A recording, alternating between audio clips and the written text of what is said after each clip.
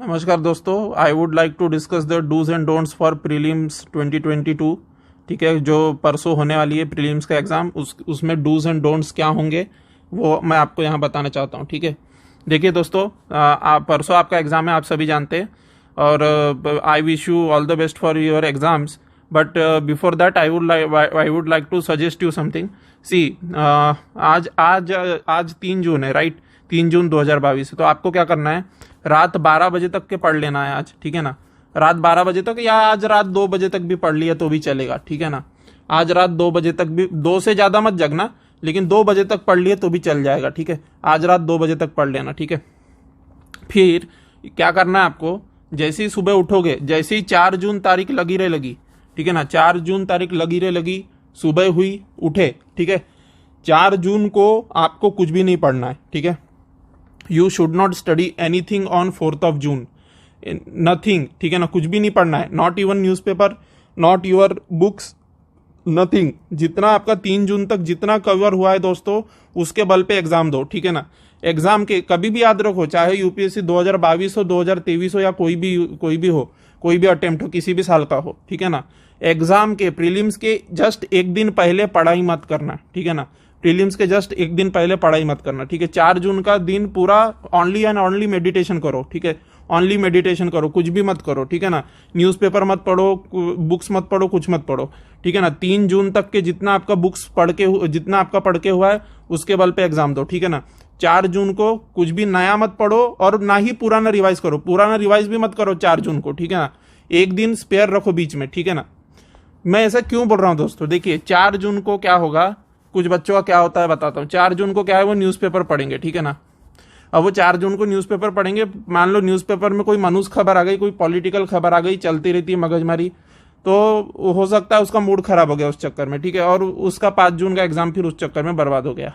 ऐसा होता है कई बार। ठीक है ना, या फिर कभी कभी क्या होता है, 4 जून को उसने बहुत सारी बुक्स देखा, उसको डर लग गया कि मैंने ये बुक भी नहीं खरीदी थी, ये भी कवर नहीं की, वो खरीदी थी, वो भी कवर नहीं की, ये भी एक प्रकार का सदमा बैठ सकता है। इसलिए 4 जून को ना तो बुक्स पढ़ो और ना ही न्यूज़पेपर पढ़ो। ठीक है, ये पहली नसीहत है।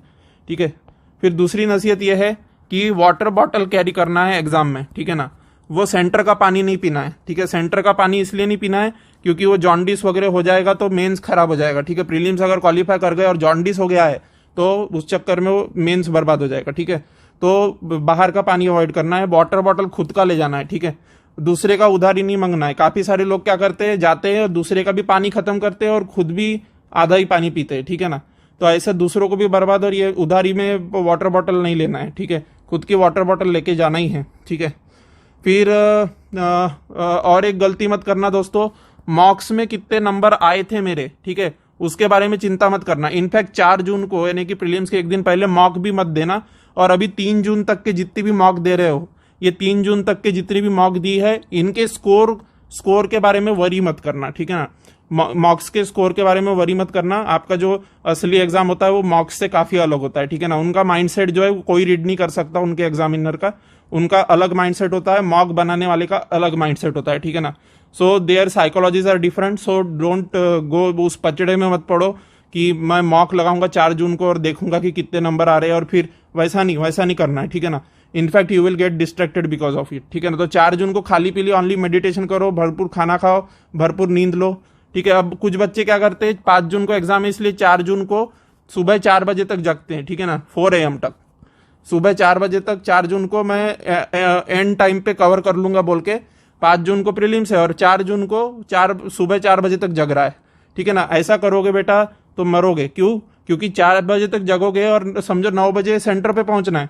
ठीक है, तो ऐसे में क्या होगा कि आपकी नींद प्रॉपर नहीं होगी। अगर प्रॉपर स्लीप नहीं होगी तो you won't be able to memorise the things in exam, and you won't be able to solve the paper properly. क्योंकि ये आपका बीटेक का, बीई का एग्जाम नहीं है जहां एक दिन पहले आप बुक खोलते हैं, एक दिन पहले बुक खोल के आपने पढ़ा और आपको वहां, क्योंकि बीटेक बीई के एग्जाम में क्या होता है, आप नाइट आउट करते हैं एक दिन पहले और उसके बाद में आप पेपर में पास हो जाते हैं दूसरे दिन। ठीक है ना, तो ऐसी भूल यूपीएससी के साथ मत करना। ठीक है ना, वहां पे ऐसा होता होगा क्योंकि बीई बीटेक का जो पेपर होता है उसमें आपको दिमाग लगाना नहीं होता है, तो आप 4 AM तक भी अगर जग रहे थे, इनफैक्ट अगर आप सुबह 6 बजे तक भी जग रहे थे या रात भर जग के भी आप पेपर देने जाओगे बीई का, तो यू कैन, या बीटेक का, तो you can manage the paper, ठीक है ना, क्योंकि दिमाग लगाना नहीं होता है, मैकेनिकली कुछ ऐसे सॉल्व करना होता है, ठीक है ना। कभी कभी तो कुछ भी लिख दो तो भी मार्क आ जाते हैं, ठीक है ना।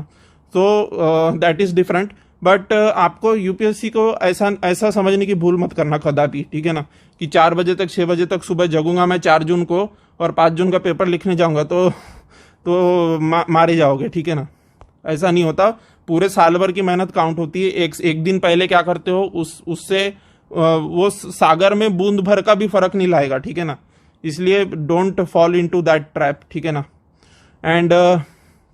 एंड और एक नसीहत ये है कि जैसे आपका पेपर 1 हो गया, जीएस का पेपर 1 हो गया, ठीक है, फिर आपका जो है सेकंड पेपर है आपका सी सेट, ठीक है।